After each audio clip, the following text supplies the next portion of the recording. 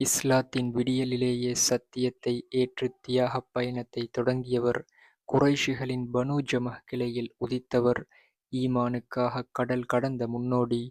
அந்த சத்திய சஹாபி யாரென்று உங்களுக்குத் தெரியுமா?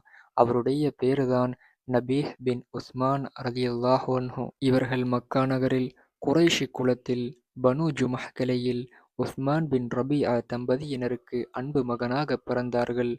இஸ்லாத்தின் அழைப்பு மக்காவின் வீதிகளில் ஒலிக்கத் தொடங்கிய அந்த ஆரம்ப காலத்திலேயே சற்றும் தயங்காமல் சத்தியத்தை ஏற்றுக்கொண்ட முன்னோடி முஸ்லிம்களில் இவரும் ஒருவர். மக்கா நகர குறைஷி தலைவர்களின் அடக்குமுறைகள் முஸ்லிம்களின் மீது கட்டவிழ்க்கப்பட்ட போது தனது ஈமானை பாதுகாக்க தாயகம் துறக்கத் துணிந்தார்கள்.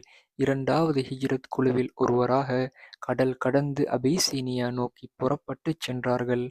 வரலாற்று ஆசிரியர்களுக்கிடையே இவரது தந்தை ஹிஜ்ரத் செய்தாரா அல்லது இவர்கள் ஹிஜ்ரத் செய்தார்களா என்பதில் கருத்து வேறுபாடுகள் இருந்தாலும், இந்த தியாக குடும்பத்தின் ஈமானிய வேர்கள் மக்காவின் வரலாற்றில் ஆழமாகப் பதிந்திருந்தன. நபீஹ் ரலியல்லாஹு அன்ஹு அவர்கள் இறைவேதமாம் குர்ஆனை ஓதுவதிலும், அதன் நறுமணத்தைத் தனது உள்ளத்தில் சுமப்பதிலும், அதனைத் தனது வாழ்வில் எடுத்து நடப்பதிலும் சிறந்து விளங்கினார்கள். நபிகள் நாயகம் ஸல்லல்லாஹு அலைஹி வஸல்லம் அவர்களின் நேரடி வழிகாட்டலில் தனது வாழ்வை அமைத்துக் கொண்டார்கள்.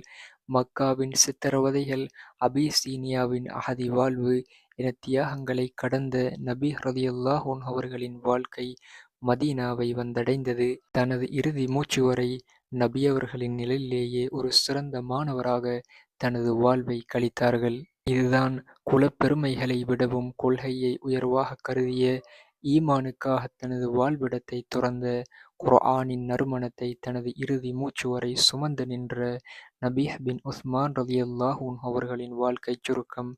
அஸ்ஸலாமு அலைக்கும் வரஹ்மத்துல்லாஹி வபரகாத்துஹு.